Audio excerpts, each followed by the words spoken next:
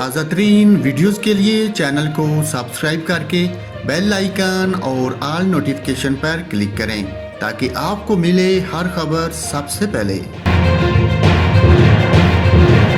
اور N C او سی نے corona سے زیادہ متاثرہ اضلاع میں لگائی گئی پابندیوں میں 15 ستمبر تک توسیع کر دی۔ این سی او سی کے اعلامیے کے مطابق پنجاب، خیبر پختونخوا اور اسلام آباد سمیت 24 اضلاع میں پابندیوں پر 15 ستمبر تک توسیع کر دی گئی۔ این سی او سی کے مطابق پابندیوں کے حوالے سے آئندہ اجلاس 15 ستمبر کو ہوگا۔